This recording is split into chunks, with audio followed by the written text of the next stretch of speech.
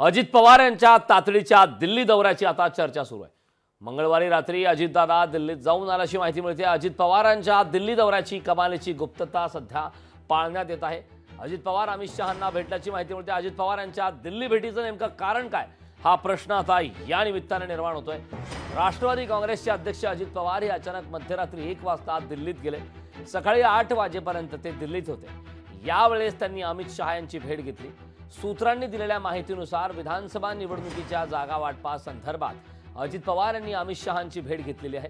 महायुतीमध्ये सहभागी होताना अजित पवारांना 80 ते 90 जागा देण्याचं आश्वासन देण्यात आलं होतं। तितक्या जागांवर आता अजित पवार यांच्याकडून दावा करण्यात आला। आरएसएसच्या मुखपत्रातून जे छापून आलं की आमचा पराभव अजितदादांमुळे झाला, त्यामुळे अजितदादांना कोंडी करायचं काम तिकडे जोरात सुरू आहे। तर त्याची कोंडी कितपर्यंत होते, कोंडी फुटेपर्यंत होते, कोंडी कुठल्या दिशेपर्यंत जाईल हे आता सांगता येणार नाही। पण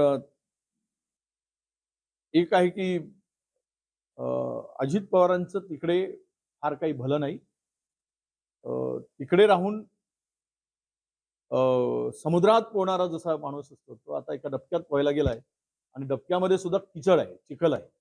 अंगाला पाण्याने स्वच्छ होणारच नाही, ते चिखल अधिक लागेल असं मला वाटतं। अरे तुम्ही त्या दोघांना विचारा ना साहेब। आता मी इथं, अमित शहा साहेब दिल्लीत, दादा कुठे आहे मला माहित नाही।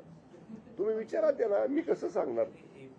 बरं आम्ही एकत्र आहे ना सध्या, शिवसेना भाजप आणि राष्ट्रवादी आम्ही एकत्र आहे। काय होऊ शकतं? अजितदादा गेलेत तर ते आमच्या महायुतीच्या घटक पक्षाचे प्रमुख आहेत। अमित शहा आमचे पक्षाचे ज्येष्ठ नेते आहेत। त्यांच्याशी विचार विनिमय करायला, राज्य सरकारला मदत करायला, युती म्हणून चर्चा विनिमय करायला त्यांनी जाणं त्यात काय गैर आहे?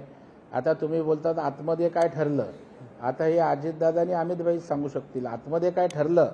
एवढी यंत्रणा अजून माझ्याकडे सांगण्याची नाही आहे।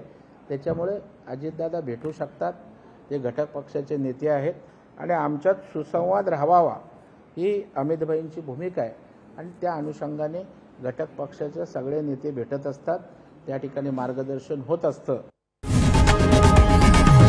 लोकशाही मराठी ऐका, पहा, जागरूक रहा।